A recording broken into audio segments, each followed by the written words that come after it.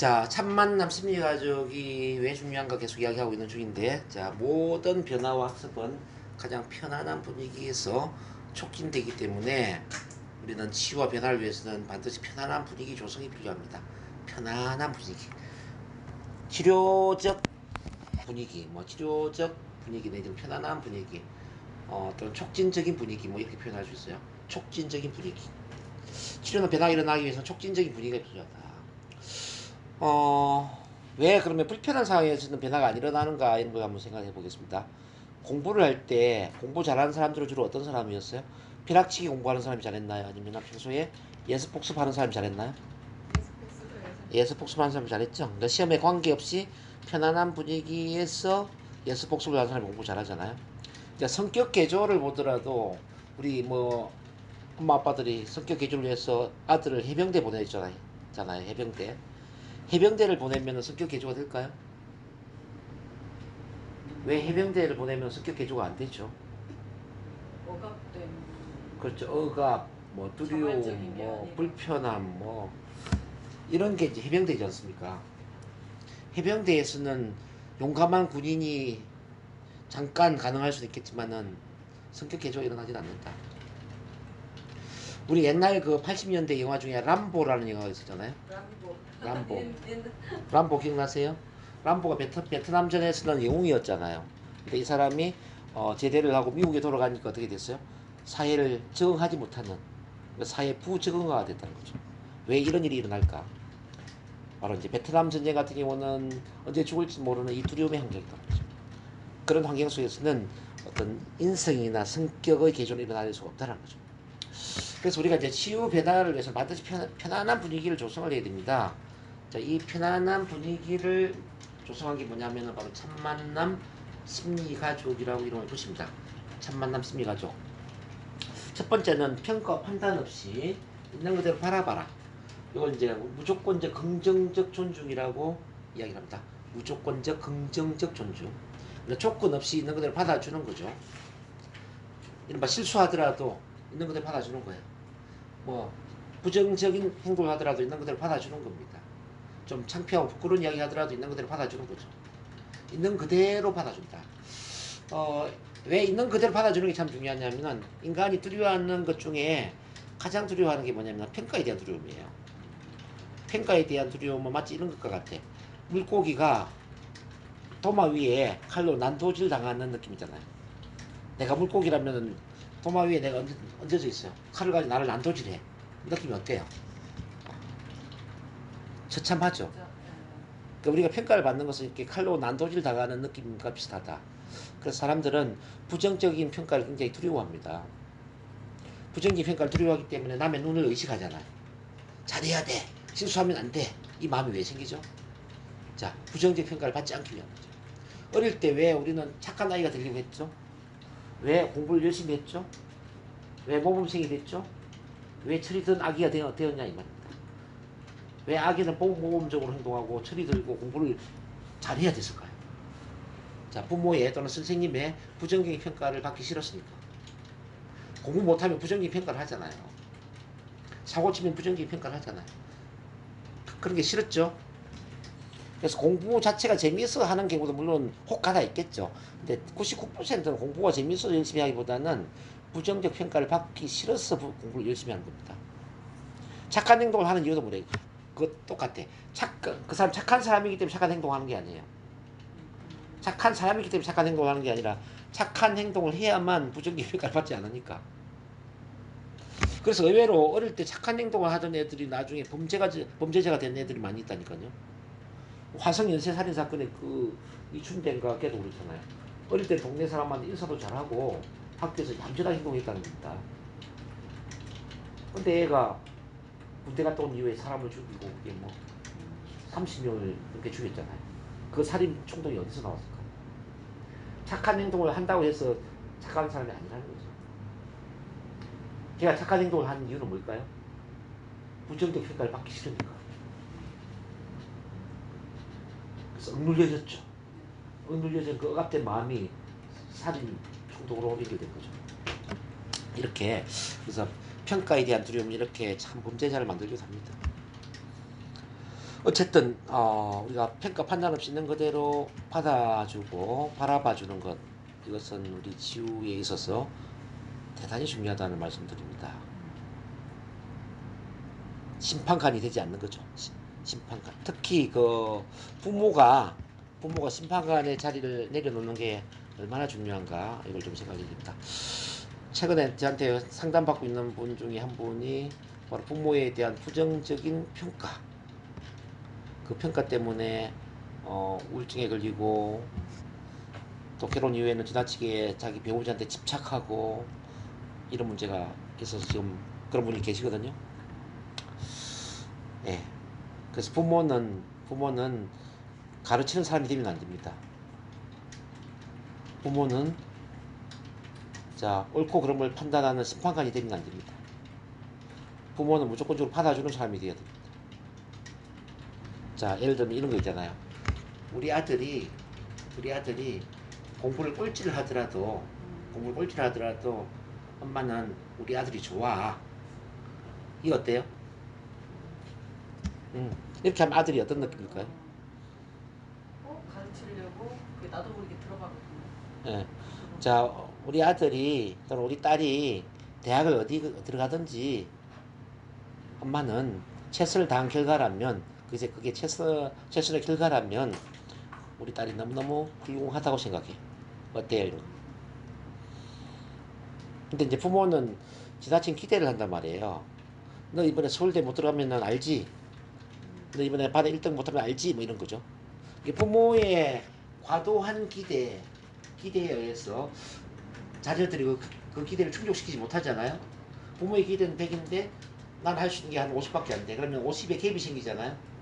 그 갭만큼 자녀는 열등감을 느끼고 자기를 무가치한 존재로 보고 죄의식을 느끼고 힘들어진단 말이에요. 지금 이제 25살짜리 어떤 이제 아들이 그렇게 있어요. 자기 엄마는 초등학교 교사예요. 아빠는 또 서울대를 나온 석학이고. 그러니까 자녀한테 기대가 얼마나 컸겠습니까? 뭐 우리 아들은 뭐 이렇게 돼야 되고 서울대를 가야 되고 뭐 이러면서 엄청 기대를 했을 거 아닙니까? 근데 아들이 그 기대를 충족시키지 못하니까 마음에 뭐가 생겼을까요? 죄의식이 컸겠죠. 나는 아무짝에도 쓸모없는 인간이야. 우리 엄마 우리 아빠 인정하는 아들이 아닌데 내가 뭘 하겠어. 그러니까 계속 자기를 죄의식을 가지고 바라. 그러니까 지금 대인 공포증 때문에 밖에 나가지도 못하고 집 안에만 있는 거예요. 뭐 언둔형 외톨이를 누가 만들었죠? 네, 부모가 만들었다. 그러니까 평가하는 부모. 자, 부모의 어떤 심판관의 역할이 아들을 망쳐놓았다. 지금 현재 그런 그 부모가 너무 많아요. 솔직히 너무 많습니다. 그래서 교사, 목사와 같은 가르치는 평가하는 부모가 되면 안 된다. 그 말씀드리고요. 두 번째는 뭐냐면 자, 공감적 이해. 시작. 공감적 이해. 예, 공감적 이해가 대단히 중요한데, 공감은 심리적 산소를 제공해 주는 것이다. 제가 이렇게 항상 강조하죠. 심리적 산소를 제공해 주는 것이다. 누군가 내 편을 들어주고 내 마음을 알아주고 내 이야기에 귀 기울여주고 이렇게 내 마음과 같은 마음이 되어준다라는 것은 산소를 제공받아서 심리적으로 숨통이 트이는 거예요. 숨통. 그래서 답답한 마음이 없어지고 외로운 마음이 없어지고 혼자라는 마음이 없어지고 우울한 마음이 없어지고 그래서 막 진짜 이제 숨통이 터진 것 같은 시원한 느낌, 후련한 느낌을 갖는다는 거죠. 칼 로저스라는 분은 이 공감을 해주는 것만 가지고도 자, 거의 90% 이상의 치유가 일어난다라고 이야기합니다. 자, 미국 사회를 비유를 해서 이렇게 얘기합니다. 자, 모든 사람이 내 이야기를 100% 공감하면서 들어주기만 한다면 미국의 심리 상담사에 80% 이상의 일자리가 없어질 것이다. 이런 이야기. 그만큼 공감이 중요하다는 거죠. 내가 마음이 힘든 것은 내 마음을 알아주는 사람이 없기 때문에, 내 이야기를 들어주는 사람이 없기 때문에, 예? 내 편을 들어주는 사람이 없기 때문에 생겼다는 거죠. 근데 이 공감이라는 것은 꼭 교육을 많이 받은 사람만 할 수 있을까요? 교육을 많이 받아도 안 되는 사람은 안 돼요. 서울대 교수도 안 되고요. 서울대 박사도 안 될 수가 있다는 이야기죠. 근데 공감은 교육을 안 받아도 되더란 이야기예요. 근데 이제 이 칼 로저스가 실험을 해봤어. 자, 이제 공감에 대한 실험을 해봤는데요. 교육을 아주 잘 받은 어떤 뭐 석사, 박사, 뭐 교수 이런 출신들이 이제 공감의 치유를 해본 거예요.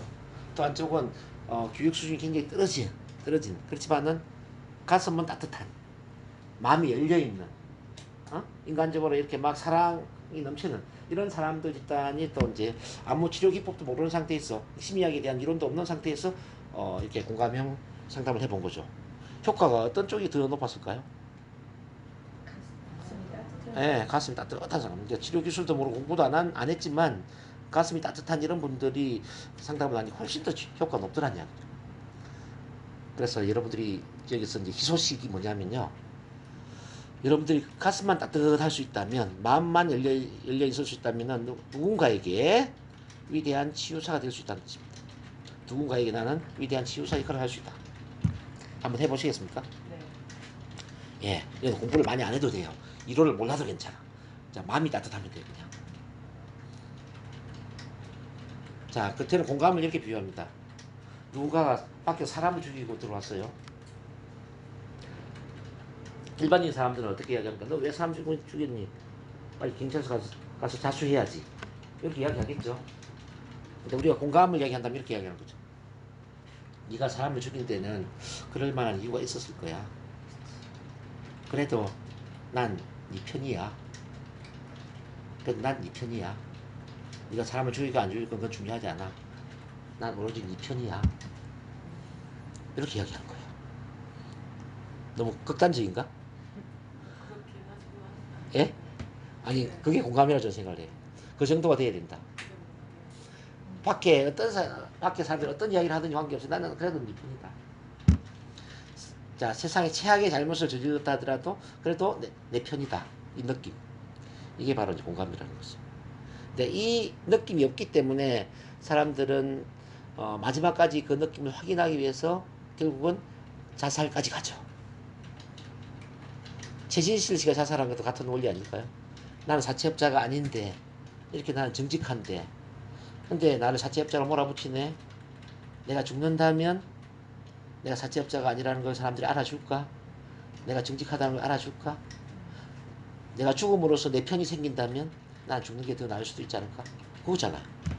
그래서 죽음으로써 내 편을 만들잖아요. 자, 우리 노무현 전 대통령이 자살한 것도 같은 맥락이 아닐까요? 저는 그렇게 봅니다. 자, 내가 자살한다면 그래도 내가 대통령을 정말 사심없이 나는 국민을 위해서 진짜 우리 이 나라를 위해서 제대로 해보려고 했다라는 이 마음을 사람들이 알아줄까? 그런 마음 아닐까요? 그렇죠. 물론 측근들이 뭐 돈을 좀 받고 했지만 저는 내 잘못이 아니다. 나는 최선을 다하려고 했다. 그런 걸 보여주고 싶었겠죠. 어쨌든 사람이 죽음까지 불사하면서 꽂이 하는 건 뭐냐면은 사람들이 내 편이 되었으면 좋겠다라는 거예요. 난 내 편이 되는 게, 내 편이 있는 게 죽는 것보다 훨씬 더 좋다 이 말이죠. 안 그래요? 이만큼 사람들은 알아주기를 원해요. 내 마음을 알아주기를 원하고 내 편이 누구가 되어줬으면 좋겠고 그걸 위해서 목숨마저도 건다 이 말입니다. 목숨마저도 걸면서 이렇게 하는데 우리는 그걸 해야 됩니까 안 해야 됩니까? 예? 해야 되죠. 그 돈 드는 것도 아닌데 예? 돈 드는 것도 아닌데 이걸 왜 못하냐. 그래서 우리가 그래서 이제 이 공감의 세상을 한번 만들어 보자 이 말이죠. 누군가에게는 이렇게 참 정말 살인을 저질렀다 하더라도 그래도 나는 이 편이라는 이 느낌을 한번 만들어 보자.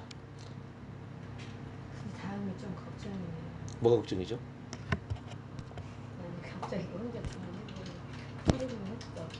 그런데 자, 그 다음에 이제 뭐냐면은 이제 이 일치성, 진정성이라는 건데요. congruence, 일치성, genuineism은 이제 진정성인데 저는 일치성보다 진정성이라는 단어를 더 좋아합니다. 뭐 비슷한 말인데 일치성, 내면과 외면이 일치되고 뭐 속과 끝과 속이 같다는 이야기잖아요, 그죠? 진정성은 있는 그대로 나를 보여줄 수 있는 용기가 있다는 이야기죠. 우리는 그래서 세 번째 있는 그대로 나를 보여줄 수 있는 용기를 가져야 돼요. 자, 있는 그대로 나를 보여줄 수 있는 용기. 자, 상담사 또한 내담자에게 있는 그대로 나를 보여줄 수 있는 용기가 필요하고요. 자, 우리 참만남 식구들끼리도 있는 그대로 나를 보여줄 수 있는 용기가 필요해요. 부끄러운 나의 모습도 보여줄 수 있고, 힘들었던 나의 모습, 나의 창피한 모습, 나의 부족한 단점, 나의 실수, 이 보여줄 수 있는 용기가 필요하다는 거죠. 그렇지 않을까요? 이렇게 우리가 진실해짐으로써 우리를 만나는 사람도 진실해지죠. 같이 진정성을 가지고 만나게 되죠. 같이 진정성 있는 내면과 내면 첫 만남을 했을 때 그때 어떤 일이 일어날까요? 이때 이제 이른바 웅덩이에 물이 흐르는 것처럼 우리 내면에 고여있는 이 썩은 물, 억압된 어거리, 한 이런 것들이 흘러가고 내려가기 시작한 거예요. 저 아까 지지감 해소감 이야기했잖아요. 해소감이 가능하단 말이에요. 지지감 속에 해소가 되기 시작해요. 그래서 웅덩이에 물이 흐르면서 깨끗해지는 것처럼 우리 마음도 흐르면서 깨끗해지기 시작합니다. 그 깨끗해진 마음 안에는 뭐가 있는지 아세요? 자아실현 경향성이라는 게 있습니다. 자아실현 경향성. 충분히 해소가 되고 나면은 인간의 그 내면 깊숙한 곳에 자아실현 경향성, 자기를 최고로 실현하고자 하는 이 경향성이 온다는 겁니다. 마치 물고기를 물에 넣어주면 물고기는 어떻게 되죠? 헤엄을 칠까요? 죽을까요? 헤엄을 치죠. 야생동물 야생에 풀어주면 죽을까요? 잘 살까요? 잘 삽니다. 인간도 사랑의 환경, 이렇게 지지적인 환경, 촉진적인 환경 속에 들어가면은 능력을 발휘할까요? 죽어버릴까요? 네, 능력을 발휘합니다. 그게 바로 자아실현 경향성, 내지는 성장의 경향성이라고 얘기합니다. 모든 인간은 이 성장의 경향성이 있습니다. 그런 점에서 모든 정신적인 질병, 아픔, 상처, 부정적인 정서, 우리가 이야기하는 이 모든 문제들은 성장의 경향성이 억압되기 때문에, 즉 자아실현 경향성이 억압되기 때문에 생겼습니다. 억압이 왜 됐죠? 바로 첫 만남, 심리가족의 관계를 만나지 못했기 때문에, 지지받는 관계를 만나지 못했기 때문에 억압이 됐다. 그게 모든 문제의 원인이죠. 그래서 인간을 위대하게 만드는 것은 그 억압된 고리를 끊어주는 거죠. 예? 웅덩이에 물이 흐르도록 도와주는 것처럼 우리 마음이 흐를 수 있는 그 촉진적인 분위기를 만들어주는 거예요. 평가 판단 없이 있는 것에 수용 존중해주고 공감적 이해를 해주고 진정성 있는 그대로의 나의 모습을 보여줌으로써 자, 깨끗한 물이 되게끔, 깨끗한 마음이 되게끔 도와주는 거예요. 그럼 인간은 알아서 위대해진다 이 말이에요.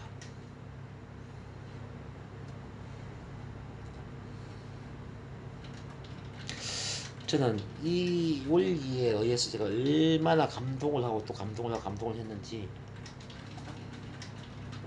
네, 제가 인생을 바쳐서 이 일을 하기로 작정을 한 사람입니다.